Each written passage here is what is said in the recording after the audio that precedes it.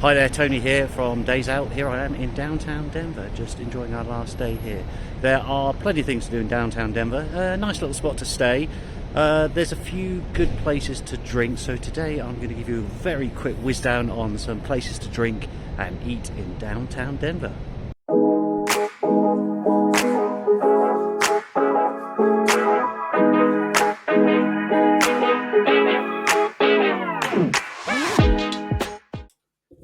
The first bar I'm going to recommend is Appaloosa Grill. I think I pronounced that properly.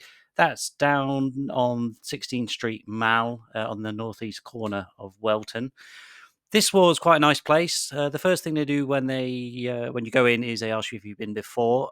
You say either yes or no. If you say no, they'll explain to you they're one of the few independent places, restaurants left in the area, which I was quite surprised about. But then, as I dug around, it looked like a lot of the other bars and restaurants around there were all affiliated with hotels. This place has an impressive array of Colorado beers, so lots of local brews, made all the more sweeter, sweeter in a not in a taste sense, but in a financial sense. In that happy hour runs from 3 till 6, and it's $2 off each Colorado beer. So fill your boots, and you can always have some discounted bar snacks while you're at it.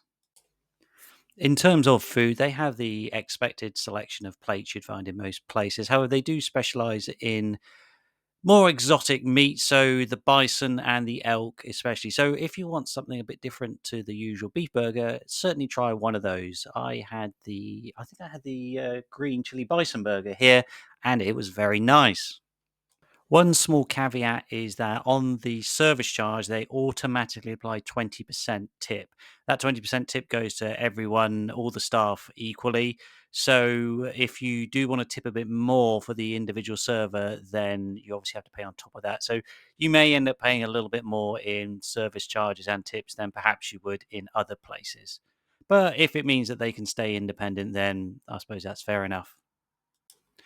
The next spot we really liked was Tarantula Billiards, which is 1520 Stout Street.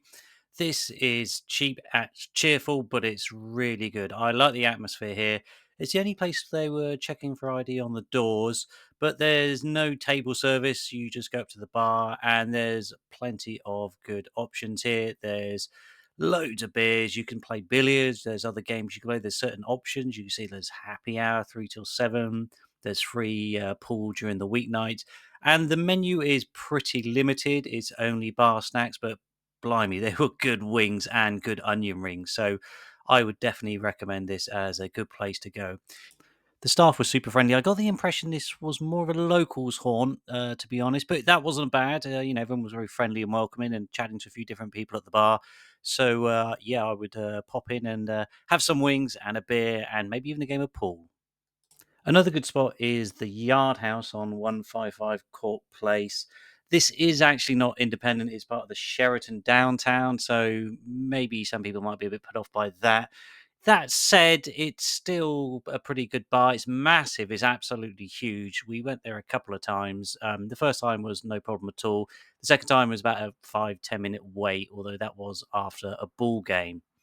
This is the sort of standard haunt you'd expect. Very long bar, lots of tables, and I think I did this on one of my travel trips. But interesting, they had these little LCD tablets on every single table, which in theory you could order your food, drink, and pay the bill through.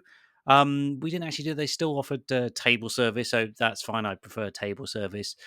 Some pretty good burgers and stuff. I would, if you're around, then definitely worth it. Certainly after a ball game, because a lot of the other places on here aren't necessarily massive. Then we go to Wally's Wisconsin Tavern. We actually went here because we were trying to get into the Rhine House, which is the German bar, which is actually, I think it's all one company, actually, or one venue. But that was booked. So we went into Wally's. There's quite a few of these sort of places up towards, this is near the university. So not a big surprise that this is kind of a little bit more studenty. I think it was fine. It was reasonably priced.